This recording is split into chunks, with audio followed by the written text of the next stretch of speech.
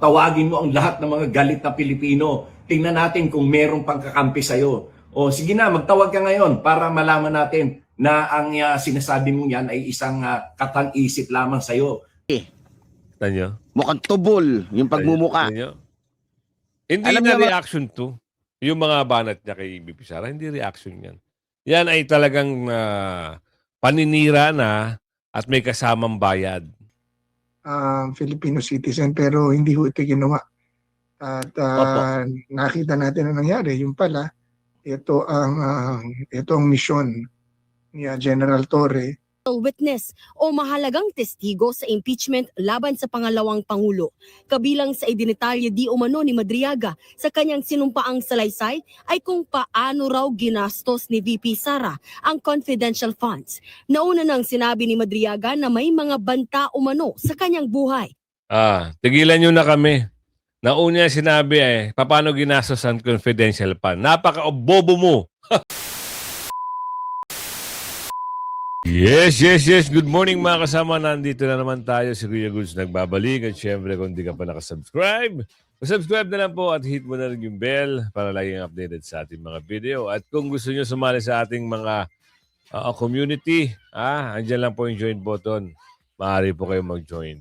At kung napagkaligtaan nyo mapanood ang ating video, everyday po tayo. Tatlong slot na po tayo. Meron na po tayong umaga, gabi, at madaling araw. Talagang sinisipagan natin ang pag-upload para may pakita sa inyo na talagang, alam nyo kasi nangyayari ngayon. Ang lakas na nilang manira kay BP Sara. Ang dami na nilang mga nilalabas na troll at iba't ibang personalidad. Kagaya nito si Ob. Bumanat na naman kay BP Sara. Si BP Sara, nagsalita lang naman ng tama. Para sa atin, tama lang sa kanya. Ano ba ginawa ng gobyerno? Ito ay patungkol doon patungkol ito doon sa ano ba ginawa ng gobyerno? Natulungan niya ba yung mga kababayan natin na nandyan sa gitna silangan? Alos wala naman, di ba? Nagtatanong lang at nagbigay ng pahayag si BP Sara. Ano ba ang ginawa? Tapos may bumanat. Gusto nyo panoorin. Siya lang naman yung nadisbar. Di ba? Nadisbar siya kasi hindi natin alam kung ano yung tunay na dahilan bakit ito nadisbar. Pero maano ka sa kanyang pagmumuka Maaasar ka dahil mahilig talaga siya magsalita ng mga... Umandar na naman ang hallucination nitong si BP Sara at sinasabi niya isang taon ng galit ang mga Pilipino sa pagkidnap daw at pagkakakulong ng kanyang ama. Asan ang galit? Magtawag ka, hinahamon kita ngayon na VP Sara, magtawag ka ngayon ng rally diyan sa EDSA. Kita mo na, kabastos din ang bunganga nitong mama na to no? Bakit Vice President, uutusan mo na magtawag? Diyos ko po, baka magulat kayo. Kayo na alam naman namin na wala na kayong saysay. Kahit nga tumakbo ka ng pagka-barangay captain sa lugar mo, hindi ka mananalo Tapos paghahanapin mo pa. Sasabihin mo pa na maghanap ng magrarally, Diyos ko po, utusan mo pa. Tsaka hindi ka papatulan ni BP Sara. Kayo yung mga taong walang bilang. Kung may bilang ka, di sana nanalo ka sa pagka-senador. Kasi wala Di ba? Ito ginagamit, hindi ito, hindi. Sabi nga ng nakararami, sabi ng matatanda, ang lata, pag maingay, walang, tuloy nyo. Tawagin mo ang lahat ng mga galit na Pilipino. Tingnan natin kung meron pang kakampi sa'yo.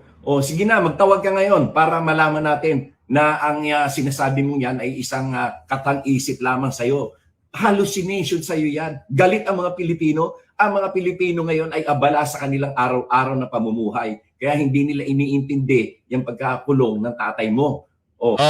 Eto. Yun ang akala mo. Yun ang akala mo. Kaya mamaya, sasabihin mo sa sarili mo, pag nanaginip ka, sana hindi ko sinabi kay BP Sara yun. Kasi sa 2028, yan lahat ng mga pinagsasabi mo, for sure, bibigay din sa'yo ni BP Sara yan. Maingay ka kasi sa politika. Maingay ka kasi may napapakinabangan kayo. Lalong-lalo na itong alam mo, masakit sa pandinig na babalasubasin ka ng mga taong ganito na nakatakip sa isang bundok, nagtatago sa isang bundok at nakatakip ang muka dahil sa takot. Ay alam nyo, ito'y binira na to ni ano eh. Sinampulan na to, kinasuhan na to ni Senador Marcoleta dahil sa bunganga, pasmadong nguso. Oo, alam nyo, minura niya si Bibi Sara. Ako matagal na rin ako pero hindi ko minumura. Ibang ano yun, criticize mo. Pero yung mumurahin mo, anak ka ng bugi naman. No? Saan ka nakakita? Just for common sense, ha? Kaya ikaw, kung halimbawa bibira ka, huwag ka magtatago sa pangit mo yung maskara. Oo, baka naman tinatago mo mukha mo dahil sa kapangitan mo. Dahil pangit ka, kaya tinatago ang pagmumukha mo. Dahil kung hindi ka pangit, lalantod mo yung mukha mo, tsaka bastos kasi ang mga sinasabi mo eh. Kaya ka takot na takot. Yung normal na criticize lang. Yung normal na reaction lang. Pero kung nauutusan ka ng mga amo mo, Diyos ko po, pangit talaga ang kung si marinig kung paano naging pasmado ang uso nito. Ito na naman po tayo sa ating programa. At syempre pag-uusapan po natin ngayon mga minamahal kong mga kababayan. Ito pong panibagong kayabangan na naman po nitong Vice Presidente ng ating bansa. O Vice Presidente ba? Mukhang hindi naman yata Vice Presidente, mukhang Miss Universe, no? Mukhang Miss Universe na kung saan gustong maglagalag, gustong maglagalag nitong nilustay. Yan lang gusto niya eh. Gamit ang pera ng taong bayan, maglagalag. Ayun. Saan nyo nakuha yung script nyo? Sa amo nyo? Sa boss nyo? Imagine mo. Yung amo mo, bilyong-bilyong maleta ang dinideliver sa bahay nila. Tapos ito, ibabalik nyo kay Bibi Sara yung mga kasinungalingan nyo. Magkano ba? Andyan ba sa likod mo si Kalbo? Alam mo, hindi ko kilala, ano? Magkano ba? Kasi ito nanahimik na to eh. Parang siguro nautusan na naman at sabihin na, ito, birahin mo na. Tayo ay, kaya gumugulo dahil sa mga taong ganito. Magpasikat, magpiling artista. Yan ang gusto niya. Hindi naman mukhang artista, mukha naman tanga. Kita nyo? Boss, pakitanggal yung maskara mo. Mukha raw ano? Pakitanggal para makita natin kung ano yung sinyal. Tingnan natin, matangos ba ilong mo? Mukhang flat eh. Tsaka tingnan mo yung kalahati ng nguso niya. Tingnan nyo parang, Diyos ko po, parang busalsal na ata. Ayan ang sinasabi natin. Pag pangit, ayaw pakitang muka. Natatakot, baka mapuna. Diba? Tapos magsasabi ka pa ng ganyan. Pangit si Bibi Sara. Aba. Diba? Mukhang tae. Tanyo? Mukhang tubol yung pagmumuka. Tanyo? Hindi Alam na niyo reaction to. Yung mga banat niya kay Bibi Sara, hindi reaction yan. Yan ay talagang paninira na at may kasamang bayad. Mga kababayan, ayoko na sadang patusin to. Pero kahapon pala, sa mga nagtatanong kung bakit hindi po tayo nakapag-vlog, dahil sa tulad doon na sinasabi ko, tayo po ay hindi naman po mayaman na vlogger at alam nyo naman po, tayo po ay umaasa lang sa ating load. Kaya nga, nito mga nakaraang araw, Tumigil ka na. Kung magpapaawa ka dyan at hihingi ka ng sponsorship sa load, ay tigil mo na yan. At ayaw namin yung binibira mo si Bibi Sara. Magitnaan natin. Ayan o. Wow. yung presyo ng bigas, naalala niyo yun? Aba naman, kaya daw niya. Pero ano yung naging sagot natin? Kung talagang alam niya at magaling siya at kaya niya pababain ang presyo ng bigas, bakit hindi niya nagawa? Bakit hindi niya tinulungan yung tatay niya? Nahirap na tuparin yung pangakong maging 16 o maging, hindi pala 16, maging 35 pesos na lang. Ayan. Yan yung sa amo mo eh. Babaligtarin mo ngayon. Diba? Yan yung kay Bangag. Yung pangako niya. Asa na ngayon? Yung 20 pesos na bigas. Asa na? Ibalik nyo. Kaya huwag kayong magano dahil mababack to you kayo. Kung yung script nyo ay sariling pag-iisip nyo na wala namang sustansya ang sasabihin, tigil nyo na ang paninira. Dahil hindi kayo mananalo sa mga Duterte vlogger. Nakakahiya lang kayo. Tigilan na kita, wala kang sustansya. Baka sabihin mo. Tsaka yung pasmado mong uso, hindi yan pwede sa matalanghagang salita na pwede kong banggitin. Alamin mo muna, aralin mo muna kung paano maging reaksyonista. Hindi ko kukuha ka ng sarili mong script, kukuha ka ng sarili mong boses, kukuha ka ng sarili mong anak ka ng bugi. Kung ano-ano kabantutan ang lumalabas sa bunganga mo. Belika, binalahura ang justice system ng Pilipinas sa pagdakip kay Tatay Digong. Alamin natin. Ay puro pala spoon-fed ni Senator Trillanes na isang kalaban sa politika ng mga Duterte. So that proves that politically tainted yung pagkakaso kay President Duterte. At saka binaboy talaga, sorry for the word, ang sistema, ang batas, ang hudikatura, ang justice system dito sa Pilipinas ng pagkakadampot, illegal na pagkakadampot at pagpapakulong kay Pangulong Duterte.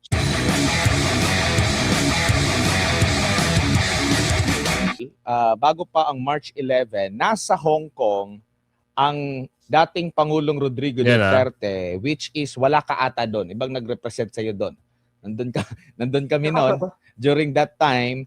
And ano ba ang, kumbaga, ano ang reaction mo agad nung mismong nalaman mo o nababalitaan na aarestohin ang Pangulo hanggang sa doon na nga, nangyari na nga, saan ka during that time at ano po yung naging reaction nyo? Bilang pagbalik tanaw lang po. By the way, ang sabi pala ng Kasi biglaan dumating yung news nung gabi. So, and then nabalitaan namin na babalik ang Pangulo despite na mayroong warnings ng pag-aresto. So nag-aabang na kami, umaga pa lang yung mga pangyayari sa airport. Tapos yun na nga, dumating na ang Pangulo, tapos karoon na ng commotion hanggang inabot ng gabi ang pag-aresto. Nandun po ako sa Villamor noon sa labas. I remember nasa labas kami ng gate, hindi kami pinapapasok ng dami-dami mga pulis, subalit ang dami-daming mga supporters at nagmamahal sa Pangulong tipon-tipon doon nagagalit dahil sa kitang-kita ng mundo ang illegal na pagdampot sa ating Pangulo. Tama. At sa pagbaliwala ng proseso ng batas. Ang aming pagkakaalam, the President knew na meron sa kanya pagtatangka. Subalit, alam din niya bilang abogado at piskal na he had to be brought to a court first. Bagay na hindi ginawa nila Torre at ng kapulisan at ng buong pamahalaan. Kaya sa pilitan po siyang dinalaran mo, Admar, ang kwento sa akin ng mga kababayan natin sa airport ng mga pulis. Binagan, sir, handa na kami lumaban. Si Presidente Duterte ang nagpipigil sa amin. Sabi nila, huhubarin na namin sana itong aming mga uniforme, pangtaas na uniforme at lalaban na kami. Kaso lang ang Pangulong Duterte nagsasabi na relax lang dahil at that point alam niya maaaring magkagulo, magkabarilan pagka pinagpatuloy niya ang paglaban o pagtanggi. Sumama. So, hindi pinapasok si VP Sara, hindi pinapasok sila Senator Bongo, wala pinapasok po sa amin. Tapos pinilit siyang dalhin sa, nakita natin yung ginawa ni Torre, yung kanyang napakasamang paraan, napakaya. Ito yung mga bagay-bagay. Balik tanaw nandun tayo nung panahon na yun, March 11. Nandun tayo noon, nagko-cover tayo noon. Nakapag-live lang ata ako isang beses pero nawawala ng signal. Alam nyo naman kasi pagpaliparan, mahina yung signal. So, tanghali pa lang, alauna pa lang pala ng hapon, ando na tayo. Tapos, mga alas 2, alas 3, dumating sila, sila attorney, sila KIP, si Senador Bongo, sino pa ba yung nandun na malaking tao? Si VP Sara, medyo 6-7 na dumating eh, nung nagpa-interview siya. Basta nakauwi rin tayo nun from 1 PM ng hapon, madaling araw na rin ako nakauwi nun. Talagang hindi nila. Tapos sinabol nila yung 3:00, sinabol nila yung affidavit. Kasi kailangan makalabas kagad si Tatay Digong eh. Maghahapon na nun.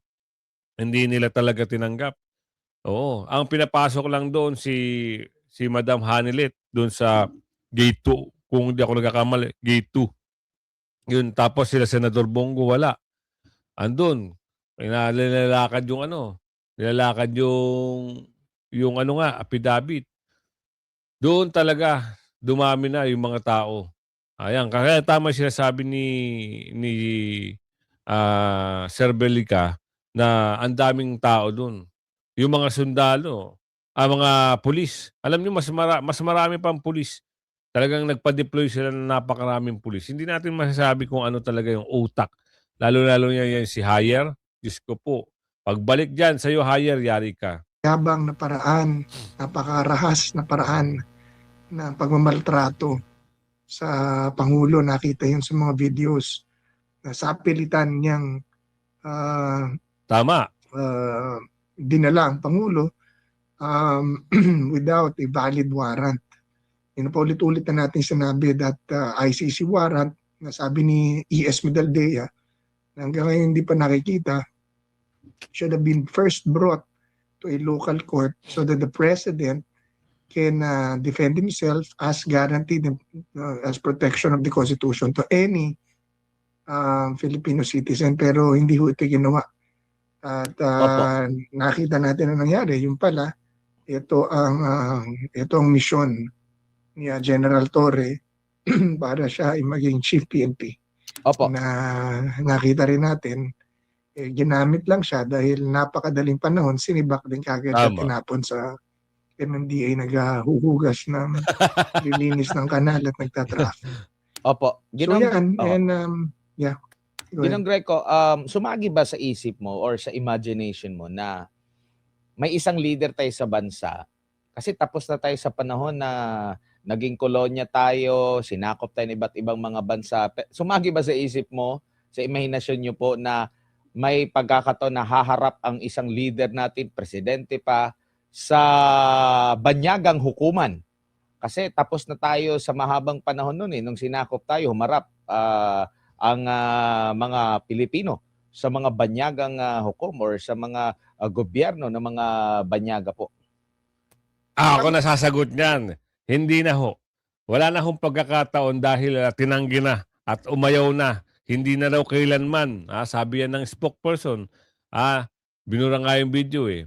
Sinagot yan, hindi na raw papayagan muli na sumapi ang Pilipinas sa ICC. Bakit? Pwede silang humarap at pwede rin silang makulong doon. Pag gugustuhin ni BP Sara, pag nakaupo na si BP Sara sa pagka-presidente. Yun, ha? Ngayon, merong post dito ang DZRH News para sa Inang Bayan. Nagbahagi si Atty. Levy Baligod ng larawan nila ng 16 sa 18 nagpakilala dating Marines bago humarap sa National Bureau of Investigation. Hindi nakasipot ang dalawang ex-Marines dahil manganganak umano ang misis ng isa habang walang impormasyon. Ito yung mga minsan tumitingin tayo dito sa post eh. Alam mo, nakakatawa minsan, ang dami nilang trolls na ginagamit. Ang dami nilang troll farm na ginagawa. Alam nyo, minsan pag nakikita ko yung post nila na atakihin si BP Sara, kita mo, pare-parehas lang yung comment. Ibig sabihin, paid talaga. Yun ang kanilang target. Pabagsakin si BP Sara. Pero hindi magtatagumpay yan. Wala yan mga yan. Ang tiwala ng taong bayan ay nakay BP Sara. 100, 200, 300% na. Oo. Tapos ngayon, di ba, nung malakas sa survey si BP Sara, ganito ang ginawa ng mga yung mga kalaban. Nagpa-survey din sila. At yung survey nila, kahit sinasabi na doon sa sinasabi na doon na boboto nila si VP Sara, meron pa rin banat itong mga nagsosurvey. Meron silang sinasabi na parang mamamatay tegi daw yan, pamilya niyan. Meron silang mga talagang galit, no? Kasi bayad. Yun ang utos sa kanila. Habang pinapapangit nila ang image ni VP Sara, siguro mas malaki ang bayad sa kanila. Meron nga tayong balita dyan, umaabot ng milyon eh. Para lang banatan kung sino man gusto nilang banatan. Meron namang monthly, merong mga mabababa lang, yung mga 20, merong 75,000, merong 100,000. Ang sarap, no? Gaya nung isa nakita nyo sa video. Di ba? Walang ginawa yun, kundi banata ng banata si VP Sara.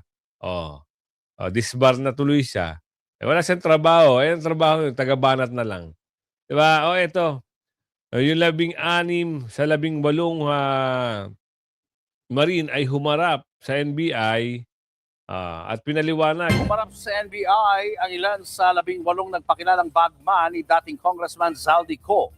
Nilinaw naman ng NBI na hindi pa sila itinuturing na mga potential witness. Nasa frontline ng balitang yan si Gio Robles. Sabay-sabay na dumating kanina sa headquarters ng National Bureau of Investigation sina Attorney Levy Baligot at mga bagman ng puganting si Zaldico. We are ready to cooperate and provide whatever information they need. Pinasabi na sila ng NBI para maberipika ang kanilang pagkakakilanlan, military service at mga naging trabaho. Sunod na dumating ang dating kongresista na si Mike Defensor kasama ang abogadong si Ferdinand Tupaso. Isa si Defensor sa mga tumutulong sa mga nagpakilalang ex-Marines dahil naniniwala raw siya sa kanilang pinaglalaban. Binatikos ni na Defensor ang anilay custodial interrogation na estilo ng NBI sa pakikipag-usap sa mga bagman ko. Pinasok daw kasi sila sa magkakahiwalay na kwarto. Kaya very suspicious po ito and very alarming itong ginagawa nila. Na isasabi na nila, i-interviewin nila isa-isa. Alam naman nila, isa lang ang abogado ng 18. Tama. Pero agad naman nilinaw ni Sabi yung pinaka hindi magandang ginawa dito. Kasi sumpi na lang para, yun lang, may tanungin. Pero yung isa-isa, hindi naman para gawin nila yun. Kasi grupo yan eh. Kaya nga, joint affidavit. Ibig sabihin, kung ano yung itatanong sa isa, pangkalatan na. Pero yung i-interrogate, ayon sa video na gagawin, ay hindi ho maganda. Marami talagang gumagawa na ng mga bagay para, alam niyo, pagtakpan ng kanilang boss. Diba? Alam niyo, masasarap na ito pagbumurahin eh. Itong mga tao na ito, yung siya nasa likod na ito, ay naniniwala kasi sa kanila eh, sa amo nila eh. Pero yung amo nila hanggang ngayon hindi pa lumalabas. Hindi nila mapa-interview. Ano na, Pinky? Ganito na lang tayo. Maghihintay na lang ba tayo ng matapos ang termino at nakalimutan na lahat ng pagnanakaw? Ganun na lang ba? Ang sarap maging senador, ano? May sahod ka na every month, may nakaw ka pa. Diba? Kung hindi ka nakasanib sa kanila, ilalabas mo. Kasi ikaw yung chairman ng Blue Ribbon. Yun lang ang hiling ng ating kababayan. Ikaw ang chairman ng Blue Ribbon. Ilang mambabatas. Wait lang. Meron tayong ipapasok dito mamaya-maya. Dapat maimbestigahan sa madaling panahon, sa lalong madaling panahon. Pero ang nangyayari, wala. Netsyapwera nila para silang nagagalit pa. Yun ang masaklap. Nagagalit pa kay Senador Marcoleta. Si Senador Marcoleta, sa tao, kailangan totoo. Ibigay nyo kung ano yung serbisyong dapat. Kung alam mo na ninanakawan ka na, ibulgar mo, ilabas mo kung sino nagnanakaw. Yung nangyayari ngayon, wala na. Takpanan na. Ang dami nila dyan. Eto, meron dito. Ano ito? Sabi rito, ano natin to sabi rito, naniniwala ang ilang mambabatas na mahalagang testigo sa impeachment si Vice President Sara Duterte ang umano'y bagman na si Ramil. Anak ka ng tipaklong. Hindi naman bagman yan. Nakapagpa-picture lang yan kasi inauguration. Hindi yan bagman. Hindi yan konektado kay BP Sara. Yan ay, taga-Oblo yan, taga-Oblo.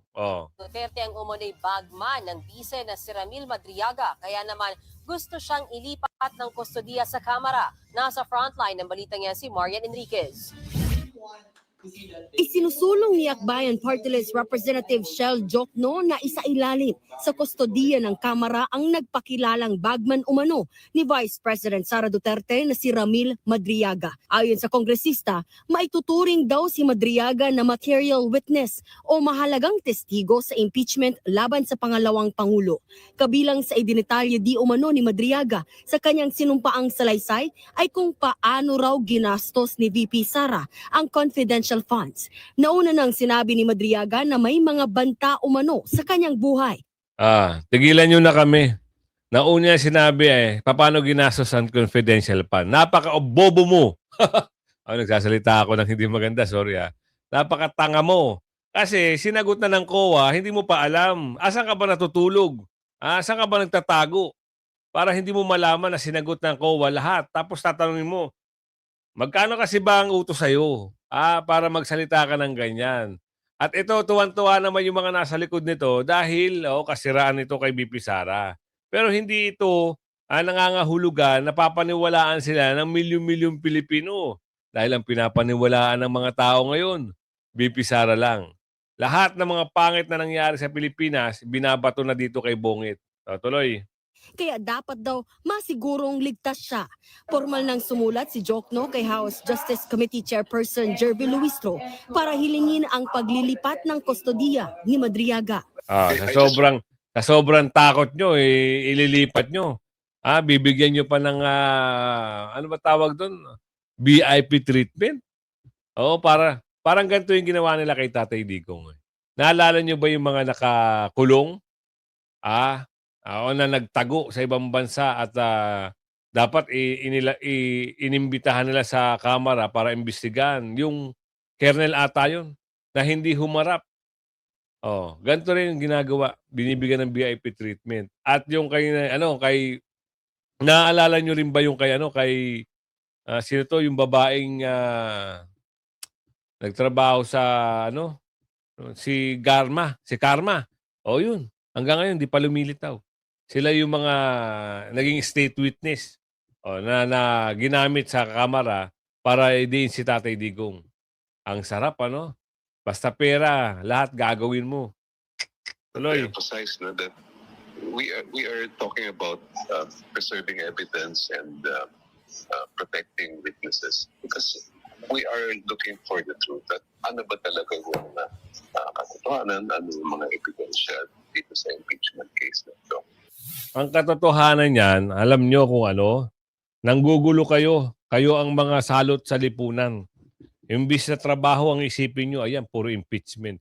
Imbis na tutulong kayo, alam nyo yung pondo na ito, dahil sa panggugulo nila, mawawalan na ng saysay. Alam mo, meron yan 150 million na pondo. Sabi ni Congressman Libiste, ang bawat congressman at representative ay meron 150 million na budget. Dahil dito, doon nila na ginagamit. Tapos, meron pa silang bayad sa kanilang mga amo-amo. Ang sarap, di ba? Meron ako papasok na isang video dito. Andito na pala ata. Ito, ipasok natin. Kay Madriaga rin yan. Sara, kung matatandaan niya natin na hiniling ng mga kakamping ng mga realista Wait. Ito na naman siya remove from stage. Ito, add. Na ang kustodiya na umano'y bagman daw ni Vice President Sara na si Ramil Madriaga na ang kanyang kustodiya ay kunin ng House Committee on Justice. Hiniling nga ang kustodiya para daw sa kaligtasan ni Ramil Madriaga.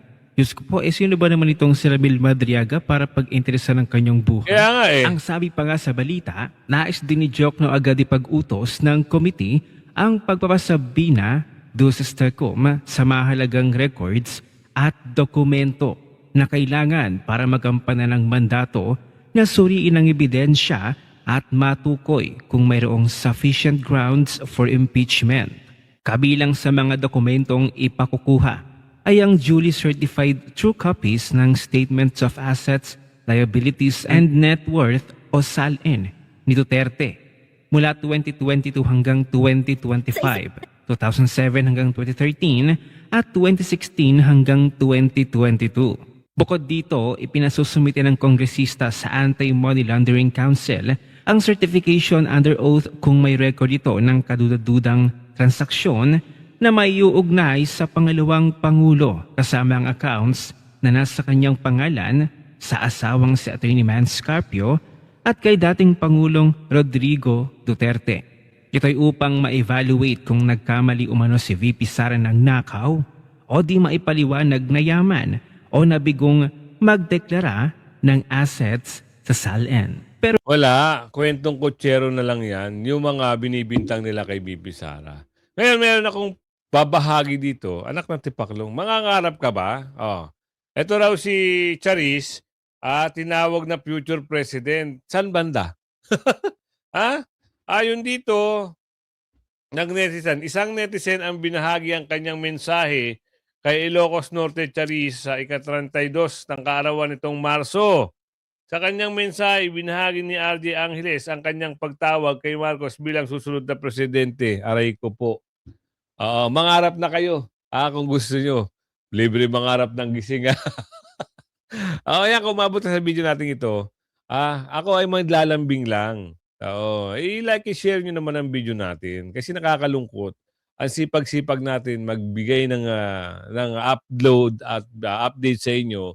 Pero parang nahihirapan kayong i-share. Tsaka kung saan man umabot to, sabihin mo saan lugar ka. Hanggang sa muli. Bye-bye!